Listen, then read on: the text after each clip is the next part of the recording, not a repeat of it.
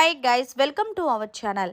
Big Boss హౌస్లో ఎప్పుడు ఎలాంటి మలుపులు ట్విస్టులు చోటు చేసుకుంటాయో ఎవ్వరు ఊహించలేరనే చెప్పాలి. ఇక విషయం ఎందుకు అన్నానంటే మీకు అర్థమవుతుంది. ఇక బిగ్ బాస్ సీజన్ 8లో 4వ వారంలో 6 మంది నామినేట్ అయ్యారు. అయితే ఈ వారం ఎవరు ఎలిమినేట్ అవుతారని అందరూ ఉత్కంఠభరితంగా చూస్తున్నారు.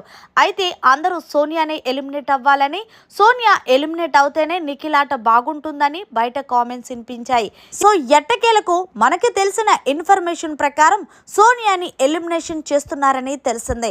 సోనియాని బిగ్ బాస్ హౌస్ నుండి ఎలిమినేషన్ చేయడానికి చాలా కారణాలు ఉన్నాయనే చెప్పాలి.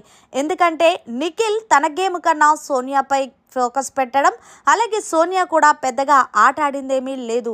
ఏదో నిఖిల్తోని పృథ్వీతోని అలా పోనిచ్చేస్తుంది.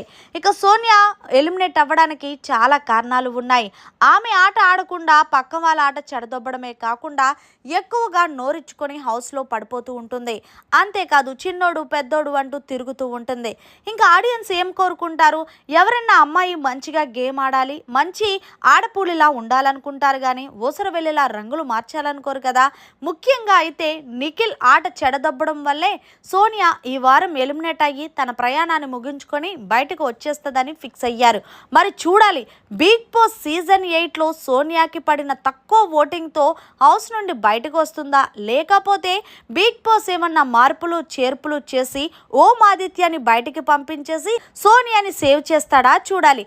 మరి మొత్తంగా మీ ఒపీనియన్ జర కామెంట్ రూపంలో తెలియచేయండి. ఎవరిని ఈ వారం ఎలిమినేట్ చేస్తారనేది. మరిన్ని లేటెస్ట్ అప్డేట్స్ కోసం చూస్తూనే ఉండండి మన ఛానల్.